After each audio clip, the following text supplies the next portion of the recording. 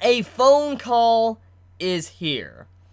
That is a perfect ringtone for All Might's phone. I think we can all agree with that, because when he's like, I am here, and all that, having his phone say, a phone call is here, is just perfect. Now, personally, that was one of my favorite moments of the episode, comedy-wise. I mean, there was a couple other scenes, especially when it comes to Hand Crusher Todoroki. Now that was hilarious. Like, this man's like, do I have a curse? Like, do I hurt people's hands that are around me? Because when you do think about it, he was kind of responsible for Izuku's hand, and then also what just happened with, you know, Ida, he feels responsible, or he might feel like, wait, maybe I'm just cursed, maybe people around me just get their hands hurt, so that's just pretty funny. So there was some certain comedy moments of this episode, also with Gunhead as well, and Ochiko, Gunhead acting like a little moe girl inside of this big-ass badass suit, just like, oh my god, I love Gunhead, I love his interaction with Ochiko, and how they were just having that casual conversation. But with all the comedy aspects aside, this was a very serious episode. All for one. The name drop. That name was finally mentioned in the anime, so I can finally talk about it. There has been a lot of build-up for this villain for a very long time. I just didn't talk about it because I didn't want to spoil. I've briefly mentioned here and there, given hints, but I just didn't want to spoil anime onlys. And I think everybody that was watching this episode, manga and anime onlys alike, can see when it came to this episode, when All Might was having his conversation with Gran Torino, they were talking about Izuku, and then the conversation shifted over to Stain and kind of what his ideology was and what he stood for, and how even though he has been arrested, he is gone, he is still there. Like, for instance, his presence, what he meant, and what his meaning to society will linger on even after he's gone. That's just how much weight he had. And so, they were talking about that, and it was very serious, and you could just see in that moment the tone did shift. But then when the Nomus were brought up once again, and All Might was talking about how the Nomus had a bunch of quirks, like, stuffed inside these Nomus, they had bunches of them, basically he's like, yeah, this most likely is probably the rise of this person that should have been gone a long time ago, all for one. So I really like this introduction to this name. I feel like Studio Bones did a very good job with name dropping, but also with the presentation of just showcasing how much weight this person has to All Might. When you see All Might just looking, and he's just talking to Gran Torino on the phone, you can see the way his face is and the way the scene is animated, that this is not good. He's very strong, and they don't want to deal with him. Like, they were hoping that he was completely gone, not going to be coming back at all from their conversation. So I do love Studio Bones for that. I love the music in that scene. That definitely carried that scene. The way the music was, it really put a lot of emphasis on just how important it was. But I also want to point out something that some anime onlys might have already figured out, but I just want to point it out regardless if you didn't notice. Remember the name that was name dropped. I was just talking about it. All for one. Now think about All Might's quirk name. One for all. That's all I'm going to say. I'm not going to go any further than that, but you can see that there's a lot of similarities there when it comes to the names. For instance, all for one, one for all. And there's meanings, two different meanings to both of these names. So when you look at it like that, basically, you can see that there's a big connection between these two, and anime onlys, be very, very ready for what is to come, because one of the best arcs of the series has yet to be animated. Yes, even better than the Stain arc. I love Stain with a passion because of his message and what he stood for, but there's something that's going to be happening later on in the future of Boku no Hero Academia that's even better than that, and just wait till you see it.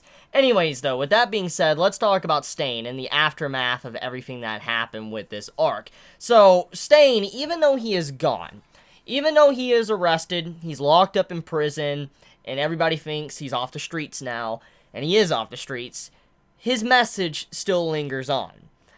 All of the villains that saw the video and all the news coverage on Stain were inspired. Very similar to how heroes or children or regular people were inspired to become heroes, like All Might.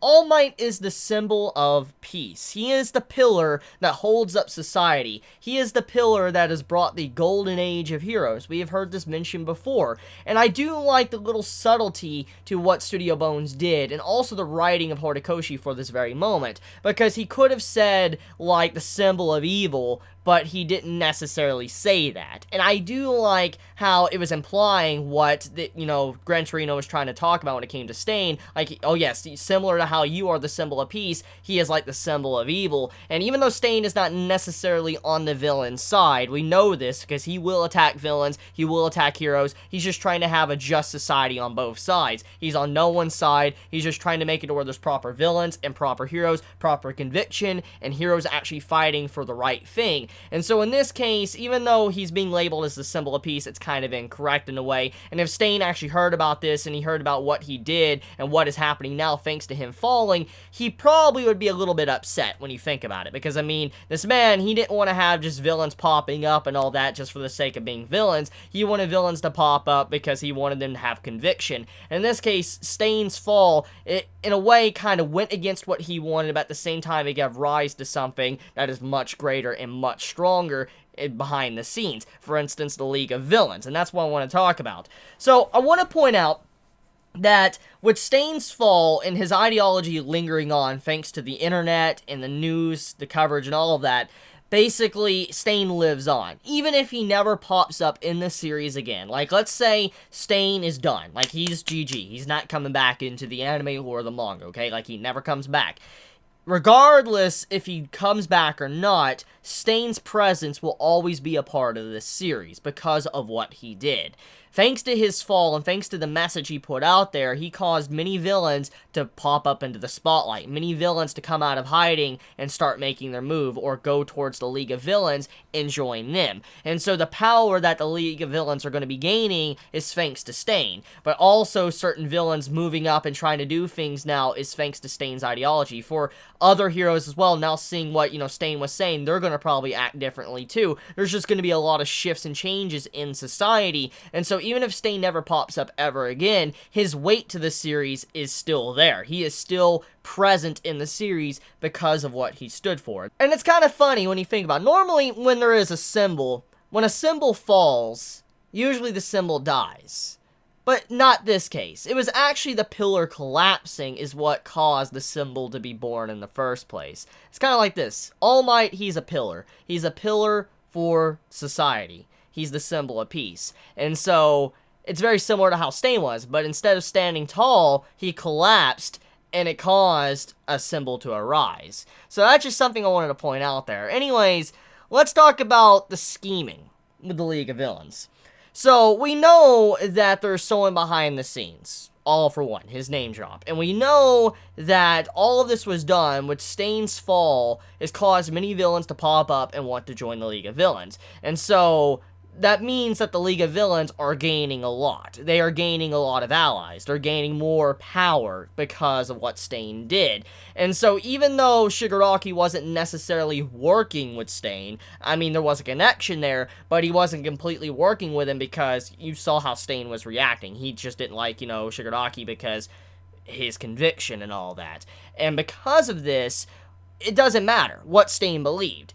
Everybody in society believes that Shigaraki was working with Stain or the League of Villains, and basically they're all going to start coming to the League of Villains. Anyone that wants to follow Stain's ideology, they will go to the League of Villains. And so it made the message of the League of Villains become Stain's ideology. That's what it meant there. So no matter what, Shigaraki can't detach himself away from that ideology any longer. And to make it even crazier though, and besides just that, even though Shigaraki can't detach the League of Villains away from that conviction of Stain, another big thing too here is that now that all of these people are coming together, even if these villains are weak ruffians and all that, all of them forming together into one big group under the banner of the League of Villains, it makes for an enormous and powerful group. And I love the symbolism in that moment when Gran Torino was talking to All Might, and you see the ants, just the ants coming together and all of that, and you just see how when ants are in a massive group, they can be very dangerous, and that's very true. And I find it very ironic. I don't think Studio Bones was going that path, or even Horikoshi, but I find it very ironic that the voice actor to Shigaraki, which is basically leading the League of Villains for now, Shigaraki's voice actor is Meruem. The same dude that voiced Meruem from Hunter x Hunter, you know, the Chimera Ant arc. I just find it very ironic that that ant scene and who's leading the League of Villains, like the face of the League of Villains, is Shigaraki, and he's voiced by someone that was the king of the ants in Hunter x Hunter. It's very funny when you think about it like that. Anyways, though, getting off of that, let's talk about the moment with Izuku, Ida, and Todoroki. So, Izuku, Ida, Todoroki, they have a nice and sweet moment. You see a bonding moment between these characters and how much they've grown since the beginning of Season 2 and even Season 1. They have grown considerably. Todoroki has changed. He has made a 180. Ida, he has definitely changed, and you can see his determination in this episode for him wanting to stick on the proper path. He suffers a long-term injury.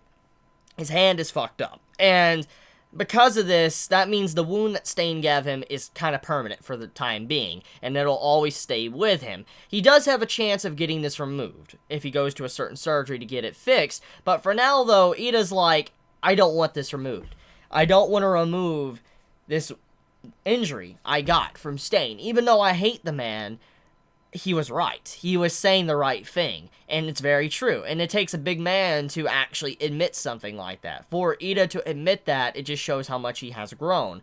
But also for him to keep that wound, it shows, like, I want to keep this wound to remind me every time I get up to do hero activity, I won't make the same mistake for my own selfish reasons, because that is a mark on his record. That's basically what it is. That's a mark to remind him of his fuck up and never to fuck up ever again. That is why he wants to keep it. Until he becomes a professional hero, until he becomes a very good hero that everybody recognizes, he doesn't want to fix that, because if he fixes it, he might go back into his old ways and have character regression. You know, that's really interesting and awesome that Horikoshi did something like that with his character, and I just love the way Studio Bones, you know, actually gave that scene a lot of justice. Now, another big thing, too, is the message of that scene, besides just, you know, Ida and showing his development. We have it to where the police comes in. The head police, he's a dog, which is very funny. I know his design, many are going to be talking about it, but getting into the serious matter, what happened in this scene was very much what Stain wanted. Remember what Stain stood for, his ideology, what he wanted from heroes. He wanted heroes not to get paid. He wanted heroes not to get fame and, you know, fortune and all that. He just wanted heroes to be a hero for the sake of being a hero. And that's what we see in that given moment. When you see the head of police, the chief, walk up and is like, look, normal circumstances, you guys, you're gonna have to get punished. I mean, you used your quirk. It's against the fucking law. And that's just how it is. Yes, you guys saved many lives, and if this was public knowledge, everybody would praise you and think you're good people. But at the end of the day, though, we have a system, and we can't break that system, so we're gonna have to punish you if everything was made public. And so to work around this, he was like, okay, for now, the public doesn't know. They don't know that you're the ones that stopped the hero killer Stain. They have no idea. And so, technically, we don't have to do anything. We don't have to punish you guys because nobody knows. And so, in that one moment, what that interaction was showcasing how true heroes would react after doing something. Because when you think about the hero killer Stain, taking him down, you obviously would get something big on your record. That would make you look really good. Normal heroes that are in Boku no Hero Academia, they are probably wanted to be public and known that they're the ones that took him down, because they'll be like, holy shit, like other heroes and organizations that want to hire you, like, this man took down the hero killer. He's the one that stopped this man and all that. This is the one that stopped this person and, you know, has caused so much change and shift in society. So when you look at it like that, it seems like normally heroes would want that to be public, but in the grand scheme of things, what Stain wanted, he wanted proper heroes. He wanted heroes that didn't want anything, and that's what they did. When Todoroki, Izuku, and Ida turned it down, and they wanted to remain hidden and nobody to know, it's like saying they don't want a reward. They're just happy to be a hero and happy to save people. But if they were going to get punished for what they were doing, they're going to say, fuck you, basically. Anyways, though, getting off of that meaning, let's talk about, I guess, the new character introductions. The villains that were inspired to come out of hiding thanks to Stain. Now, there's many characters that I saw in this episode that I've been dying to see animated in this series for a very long time. And I don't want to necessarily, like, spoil anything, reveal anything, or whatever. However, I'm just going to say, out of all of those characters that were introduced, there's one character that wasn't really shown yet, but I do love the little schoolgirl with the crazy, like, frizzy hair and all that, you know, had someone dead, a dead dude in the background. I love her quite a bit. I'm not going to reveal her name. I'm not going to spoil anything. I just love her, and I'm glad to see her finally in this series and animated, because she is best girl. Oh, yes, she is best girl. So, with that being said, I'm going to end this video here. You all have a wonderful day or night wherever you live. Please be safe. Chibi out.